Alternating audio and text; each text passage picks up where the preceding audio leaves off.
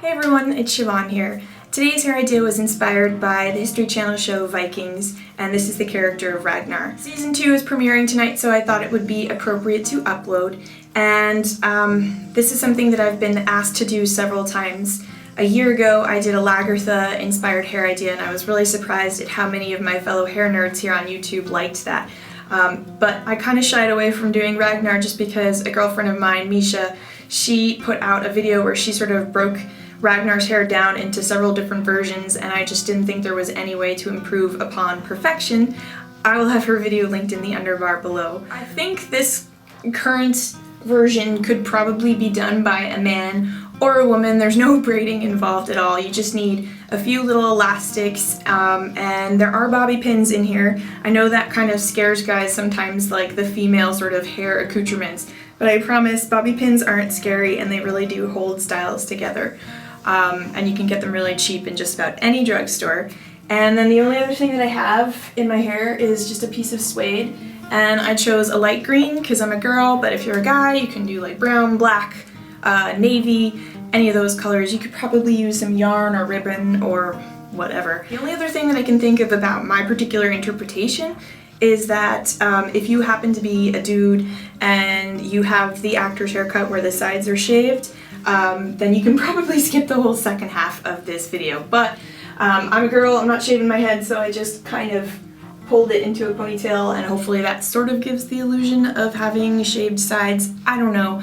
I'm gonna stop talking now. I hope you guys liked my video. Okay. Since I don't have the Ragnar cut, I began the style by creating a section starting from my temples and around to the crown of my head, taking care to keep the lines as straight as possible. I tied the rest of the hair out of the way with an elastic. With the top portion of hair, I'm going to make 5 hair rolls, and here I started on my left side. Be sure to use a comb to divide the hair as evenly as you can.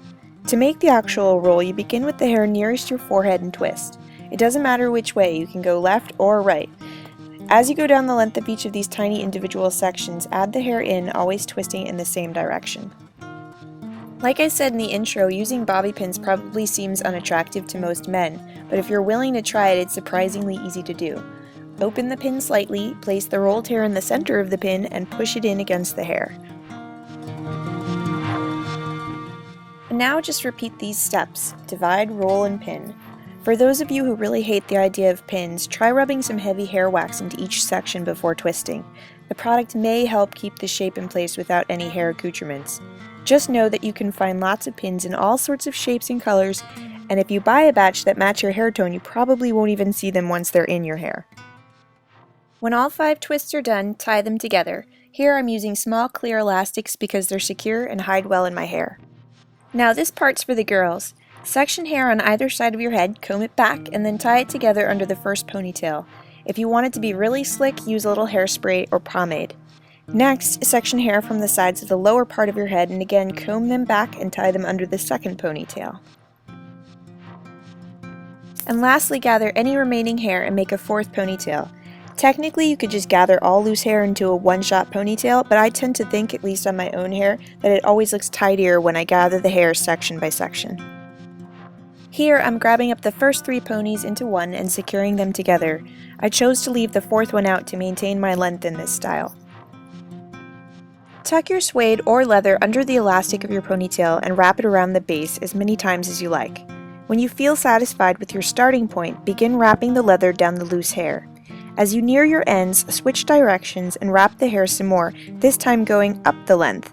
In this way, you crisscross the suede over itself, which looks pretty cool. In fact, you can wrap your hair as many times as you want. In my own version, I went down, up, down, and used a small clear elastic at the bottom to keep the leather in place. And there you have it. I hope you guys liked my interpretation of this hairstyle. I'm looking forward to any and all new inspiration in Season 2, so thank you for watching, and I'll see you next time. Bye!